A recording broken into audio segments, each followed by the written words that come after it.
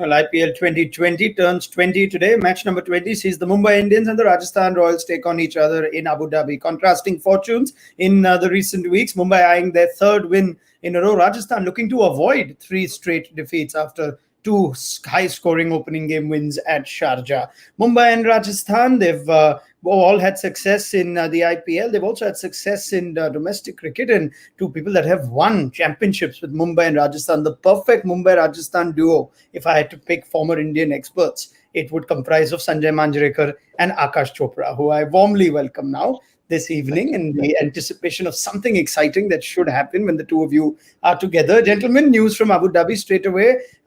That Mumbai Indians have won the toss. They're going to have a bat on what is supposed to be a fresh surface. Sanjay, no surprises? Well, I just heard the pitch report from our friend Ajit Agarkar, and they felt that there was a lot of grass on it. There would have been some help for the seamers to begin with. But I think Mumbai Indians have gone with their strength. I think out of the 6 matches, they've batted 5 times first. Plus, also when they look at the opposition seam attack, it's not as threatening on a pitch like this. So they want to put the runs on the board.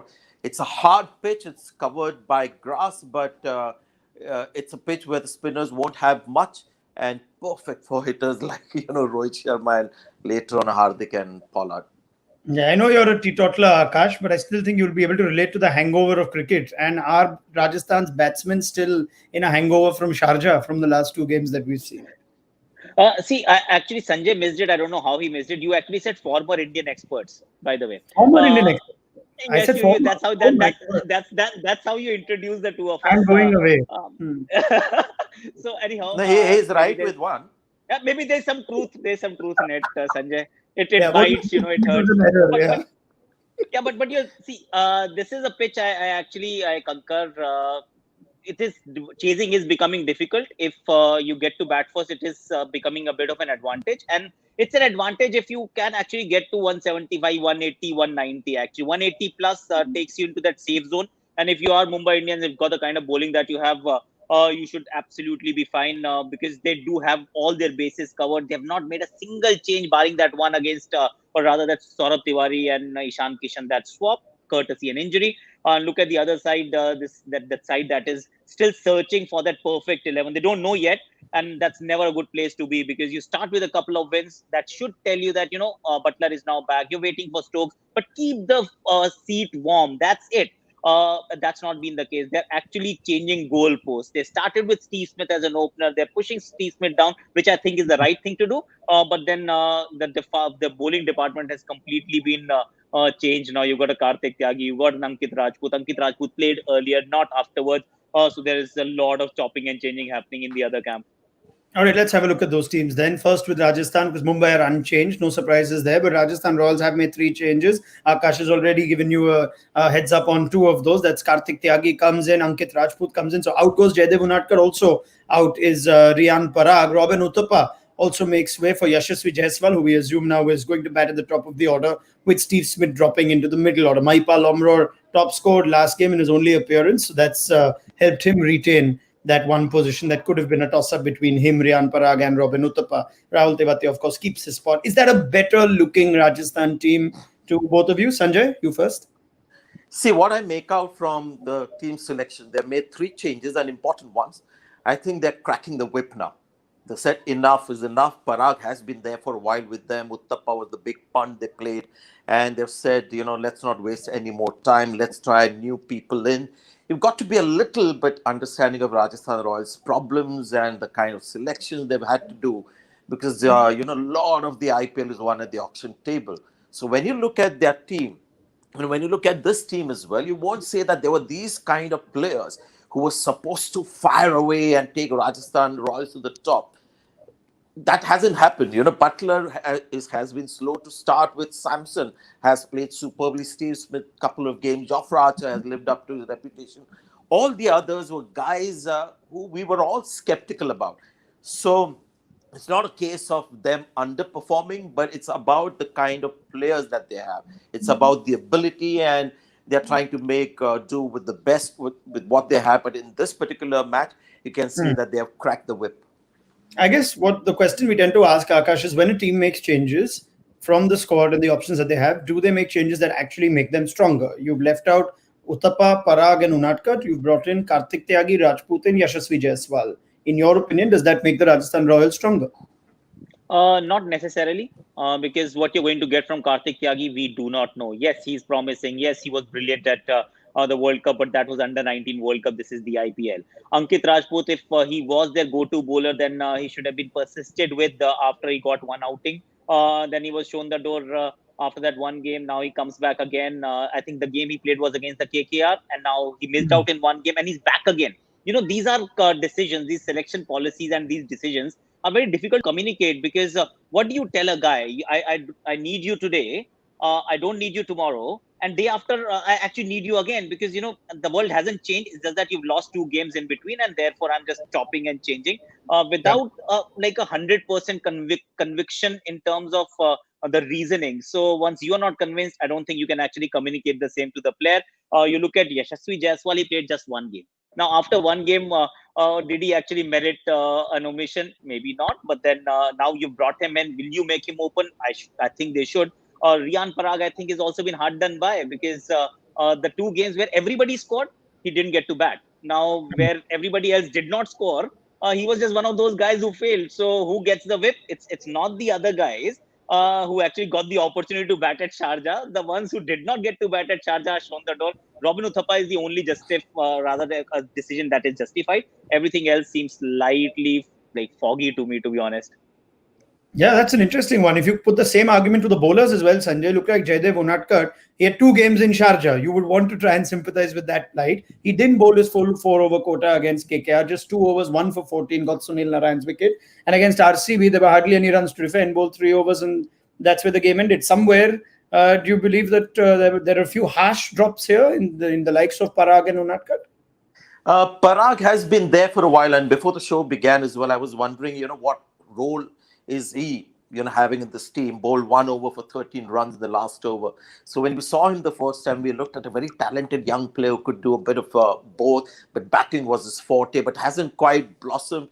When a team ain't doing well, they've got to make changes. Jaiswal had to make way for Butler because he came in and started opening the innings. So this is a team that has a lot of limitations. So I'm not going to be very harsh with their selections. And when you look at Jaydev Unadkat, it's not just about Sharjah and his numbers. You look at a guy and sometimes you feel, he was unlucky. He may have gone for 10 runs and over in his 4, out of which 2 or 3 were streaky boundaries. And you watch the game and you feel sorry for a certain bowler. Jaydev Unadkat hasn't looked impressive. He's a bit like Khalil Ahmed, does a lot of variation. So it's just not only about numbers and how expensive you proved, it's also about how you've bowled.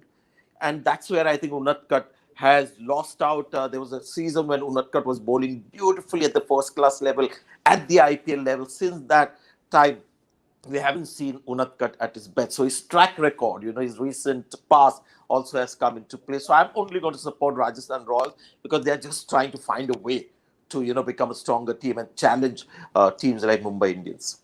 We do have in our text preview to this game, Akash, perhaps a strategy punt would have been Ankit Rajput just for the Rohit Sharma matchup. He's dismissed him twice in 4 innings at an average of 6 or something. So is that in play here? Because you dropped Rajput last game, telling perhaps the team that Unadkat is your lead Indian seamer. And then after one game, you've removed Unadkat and got in Rajput. Is it fair to take these calls on matchups, or has it been taken on a general view on form, what Sanjay says?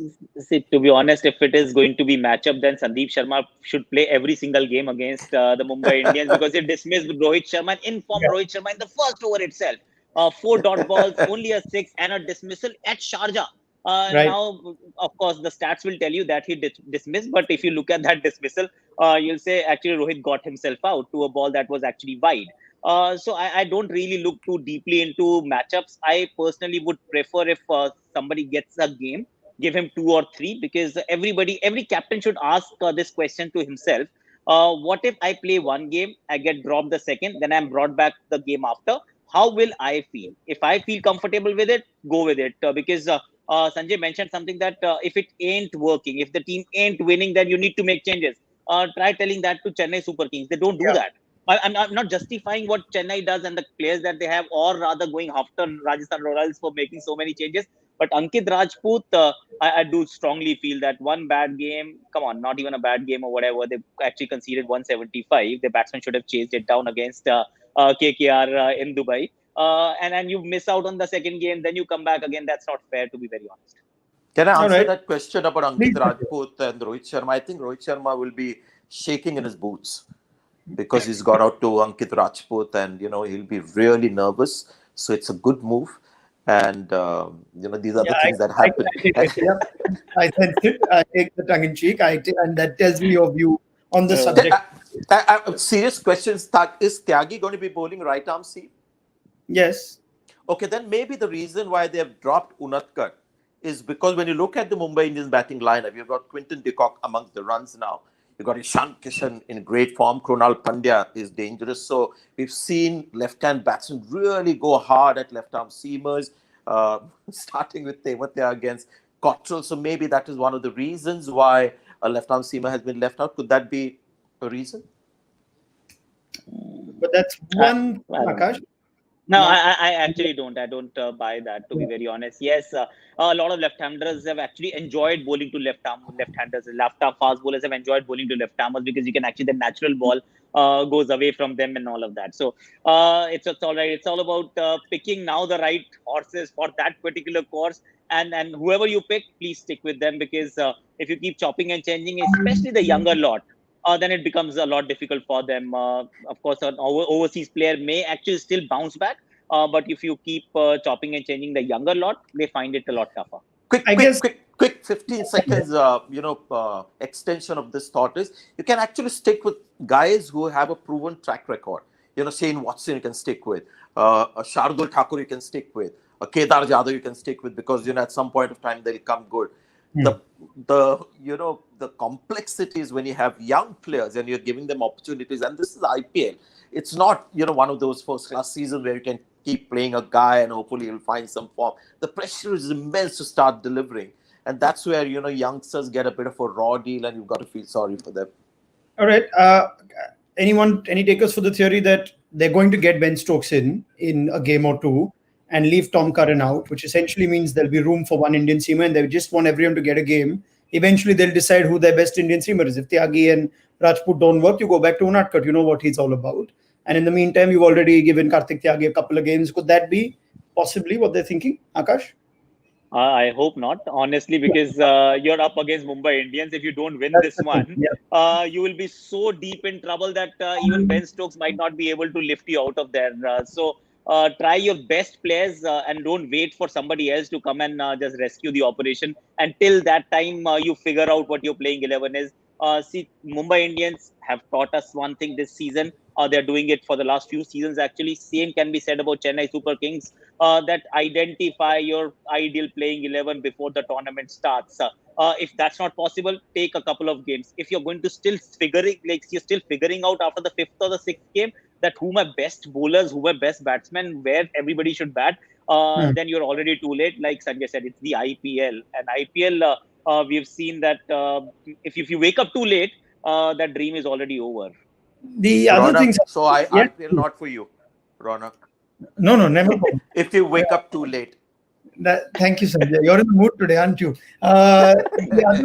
The other thing is how this tournament was scheduled, and you have Rajasthan playing both their games in Sharjah and now coming to other grounds. At some point, you get carried away with the team that you had that did successfully, and you tend to tell yourself this could be the right team, even though you may not have started with one. So, are they in a bit of a conundrum now? Looking at the schedule, or are they just blaming? Is it just that management to blame that they've made too many changes after what looked like a strong team from the first two games? I'm going to pass that question to Akash, because I've mostly answered what I think. I understand their issues, and they're just trying to find a way to win matches. Yeah. See, the big question is, did they look like a great team? Right at the outside, was actually Rajasthan Royals a great team? No, they weren't, because when you looked at their batting order, you have Butler.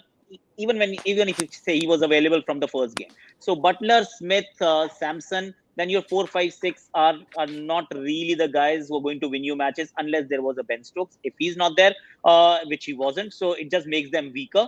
You look at their bowling attack. There is Jofra, there is Shreyas Gopal. Say Tom Curran goes, their bowling becomes weaker. Ben Stokes' numbers in the IPL as a bowler aren't very flattering. He Yeah. is a match winner. He is someone who's actually been the standout performer over the last 2.5 years. But for the Rajasthan Royals in the IPL, his numbers are underwhelming as a fast bowler. I think he goes for about 9 and over. So he's not going to change their fortunes. Tom Curran has actually added some teeth to their bowling, which came in handy in Sharjah because that's where you needed more bowlers. So they were never a great team, let's be honest. But yes, two great wins to begin with, where their main players, marquee players, did well. Jofra came in and the 30-over bat assault against Ngidi changed the fortunes. So those things have happened, but normalcy has been restored once they've gotten out of Sharjah. Let's stick to that. It's an interesting thought, right? They started so well with this. They won games against Chennai and Punjab, which now we've established how as per the points table are the bottom two teams for a large period. Of course, that table keeps changing every day. So keep an eye out for which Rajasthan Royals shows up. Yes, Sanjay, please. Yeah, I just want to talk about the points table because Akash makes a good point. Sometimes we've got to understand what a team possesses and are we being too greedy to expect something, which is not possible. Then it's a little unfair on the side. So I'm looking at the points table. Now, Delhi Capitals is at the top. They deserve to be there and they're likely to stay there. Mumbai Indians as well. RCB is at number 3. Will they maintain that top 3 position? Time will tell. KKR as well. Rajasthan Royals are at number 5. And you feel as the tournament goes on, will they be able to hold on to that position? You expect CSK to move forward. And Kings 11 Punjab, couple of games that were really difficult for them. One was that super over and one that Tewatia did that magic. So you expect Kings 11 to go up.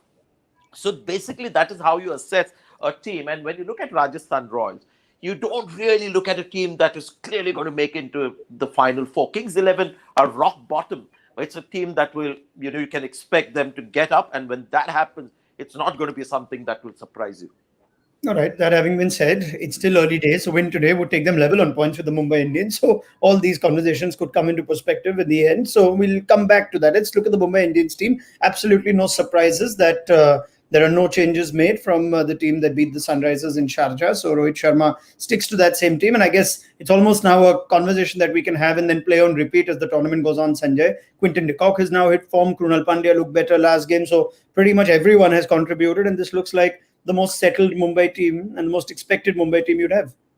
Yeah, I'm not going to state the obvious. That's there when you look at the squad. But I'm going to mention something that has escaped people's attention. Surya Kumar Yadav's batting. Forget about the runs, how much he scored, but he's batting beautifully. It's the best I've seen him bat. He's played some fantastic shots at the top of the order of good balls. So, that is something that is great to see. Then the use of Rahul Chahar in the last match at Sharjah. Where he just bowled and over, he was taken off and then he used Pollard a lot. So that was very smart tactics. And Krunal Pandya bowled 4 overs for hardly anything at Sharjah. So these are the things that are really, good to see with Mumbai Indians. Ishan Kishan coming into form, Quinton de Kock coming into form, Pattinson, like Noke, has been a great value add. People who are bowling the narrow corridor are the success stories as seam bowlers in the IPL so far. They also seem to be now following a trend or a pattern of batting first, Akash, which is now a shift in how we saw the first week or so of teams when they won the toss. See, for a team like Mumbai Indians, batting first or batting second will not make a world of a difference. They are a quality side. So what do you expect from here? See, again, not stating the obvious, no changes and all of that, and there is pedigree everywhere that you see in that team. I expect them to start becoming even more ruthless with the bat. Now that Quinton de Kock has formed, now that Ishan Kishan has played that stunner against the RCB, Surya, I completely agree with Sanjay. He's looked like $1 million the way he's batting. That big knock is round the corner. So when you put all these things in perspective, then you should be scoring about 190 on any surface. They don't have to go to Sharjah to score a double century in a 20-over game. They should be doing that almost in every single game that they play because being conservative is not their motto should actually be to just be fearless. Get Kieran Pollard in, playing 13 balls, not good enough. You've got Hardik Pandya, who's actually just slipped under the radar. He's been batting well. He's got runs, he's hit those sixes, but he's not been in that focus area because others have done much better. So if you have that kind of batting and everybody in form, there is no reason for you to not be absolutely ruthless. I think that is the next milestone for them. They're not chasing anybody else. They're just chasing excellence. Product. All right. Yes, Sanjay. So the mantle of Mumbai bias has now gone on to Akash Chopra. You had something strong. What were you sitting in that? I talk about Mumbai Indians and I say some good things, but this was Akash Chopra gushing about Mumbai Indians. So I'd like to pass the crown because fans think I have this Mumbai Indian bias. Now I want to pass that crown to Akash Chopra. I have never known you to be a man of bias. You're a man of many things, but never a man of bias. And what many things? What many things? We don't have time. Now let us spend a little time to the conversation that we even teed up on social media. Even though Rajasthan are going to be bowling first, it's a conversation of the second innings. But a lot of you were in awe of Sanju Samson, as we all are. Now he's had two significant knocks and brilliant knocks in Sharjah, and then two low scores in the games outside of Sharjah. So we're going to ask the question and raise the debate with Akash and Sanjay. Will he find his form tonight? What ails Samson? Is he the real deal when we see these sorts of highs and lows in quick succession? Both of you can have your say. Sanjay. Okay, when I want to assess a player, whether it's T20 cricket, 50 overs cricket, if he's played first-class cricket, I look at his first-class scores. And his average at the first-class level is in the 30s. So that tells me something about Sanju Samson. And if you look at only his T20 performances, apart from IPL, the numbers are not that exciting.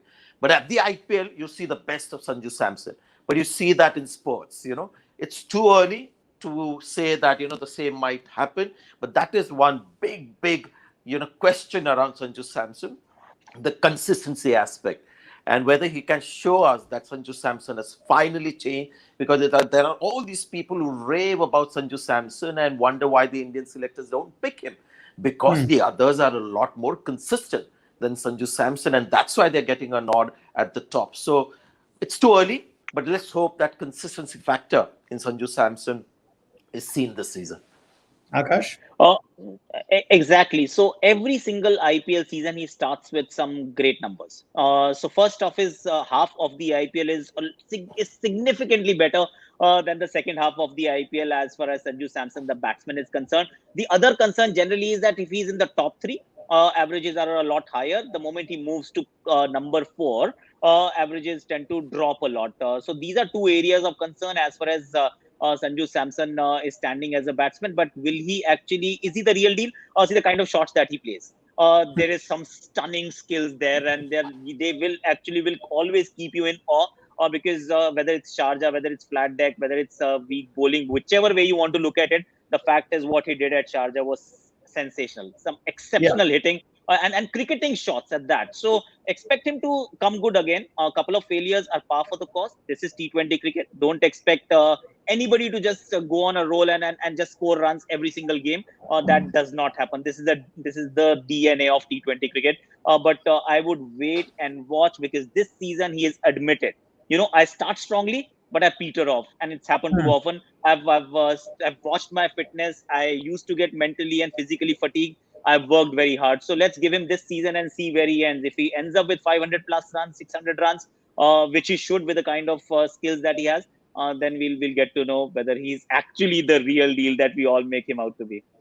When you're so talented, and we all agree that Sanju Samson is so naturally gifted with stroke play, what stops you from being consistent? How do you achieve consistency, Sanjay? See, if you want to really get deeply into his batting, he's talented, he's got a hitting ability, but his technique is interesting. Generally it's a small step forward and then reacting from there. So, sometimes that kind of technique can make you slightly limited. The range of shots that you have can be somewhat constrained. So when the ball is coming along, his small step forward is a brilliant way to actually play the ball in the air, which it does. So if the ball is coming nicely onto the bat, that technique really helps. Finally, what is batting? Skills a lot of people have. Virat Kohli tells us every time that batting is in the mind, and people who are consistent in IPL cricket are guys who are mentally strong.